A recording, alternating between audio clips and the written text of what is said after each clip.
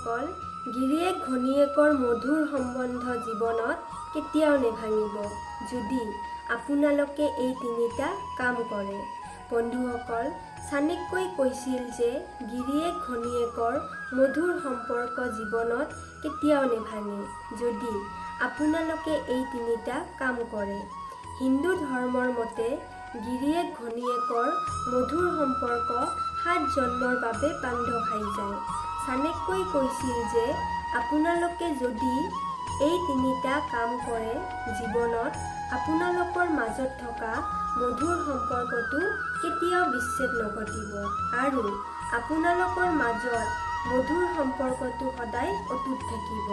ঘৰত সুখ শান্তি থাকিব আৰু কোনো ধৰণৰ বাধা বিঘিনিয়ে দেখা নিদিব। বন্ধুসকল, চাণক্যৰ মতে কোন তিনিটা কাম কৰিলে আপোনালোকৰ মাজত থকা মধুৰ সম্পৰ্কটো কেতিয়াও বিচ্ছেদ নঘটে। এইটো কথা কোৱাৰ আগতে আপোনালোকক এটা ৰিকুৱেষ্ট কৰিছোঁ, যদি আপোনালোকে এই ইউটিউব চেনেলটোত প্ৰথমবাৰৰ বাবে আহিছে, তেনেহ'লে চেনেলটো ছাবস্ক্ৰাইব কৰিব। লগতে কাষত থকা বেল আইকনটো বজাই দিব, যাতে আপোনালোকে এনেকুৱা ধৰণৰ জ্ঞানবৰ্ধক ভিডিঅ' সকলোতকৈ আগতে চাব পাৰে।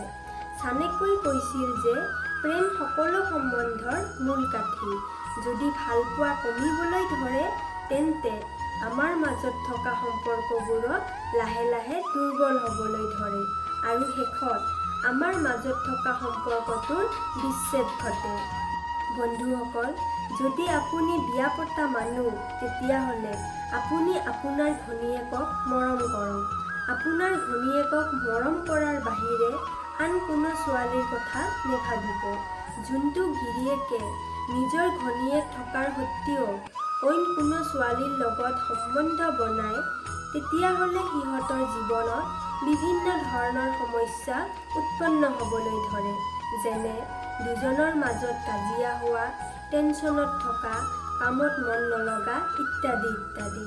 সেইকাৰণে গিৰিয়েকে নিজৰ ঘৈণীয়েকক মৰম কৰাৰ বাহিৰে বেলেগ কোনো ছোৱালীৰ কথা ভাবিব নালাগে, নহ'লে জীৱনত বিভিন্ন ধৰণৰ সমস্যাই দেখা দিবলৈ ধৰে। বন্ধুসকল, এনেকুৱা বহুতো গিৰিয়েক আছে যিজনে নিজৰ ঘৈণীয়েক থকাৰ সত্ত্বেও আন বহুতো ছোৱালীক বেয়া চকুৰে চায়, আৰু এনেকুৱা কিছুমানৰ ঘৈণীয়েকো আছে যিবোৰে নিজৰ গিৰিয়েক